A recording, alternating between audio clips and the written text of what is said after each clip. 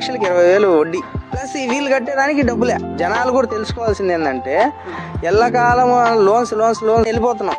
Loans లోకి వెళ్ళినాక దాంట్లో జరిగే ఇబ్బందులు ఏంటి, మనకి ఎంత ఇన్కమ్ వస్తుంది. మన దగ్గర 10 లక్షలు ఉంటే 11 లక్షలు 1 లక్ష అప్పు చేసి తీసుకునేది వేరు.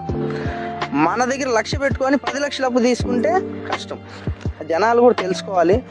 అందుకని ఇలాంటివన్నీ చేసి జనాలు కొద్దిగా మనం మంచి చేద్దామని చేస్తున్నాం. ఇది చాలా గ్రేట్. కొంతమంది ఫ్యామిలీస్ వరకే చూసుకుంటారు ప్రాబ్లం వస్తే నిలబడడానికి, బయట వాళ్ళు చుట్టుపక్కల వాళ్ళ కోసం నిలబడ్డం అది చాలా గ్రేట్. అందుకే మిమ్మల్ని ఇంటర్వ్యూ చేయాలనుకున్నాం, చేస్తున్నాం. అసలు ఈ ఫీల్డ్లోకి రావడానికి కారణం చెప్పలేదు.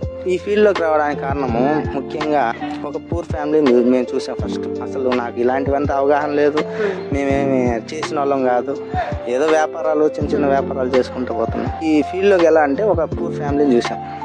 అతను ఏం లేదు, ఏదో ఒక 2 లక్షల రూపాయలు లోన్ తీసుకున్నాడు. లోన్ తీసుకుంటే దానికి వీళ్ళు లోను మేము ఇంత కట్టండి, మేము క్లోజ్ చేసేస్తాము, ఎన్ఓసి ఇచ్చేస్తాం అని చెప్పి వాళ్ళ దగ్గర సమ్ అమౌంట్ కట్టించుకునేసారు. కట్టించుకున్నాక 10 years తర్వాత మళ్ళీ వాళ్ళు ఇది పంపించారు. ఇదేంద్రా వాళ్ళు పేదవాళ్ళు 10 years తర్వాత మళ్ళీ పంపిస్తే వాళ్ళకి ఏం చదవచ్చు, చెక్ బౌన్స్ చేసేసారు.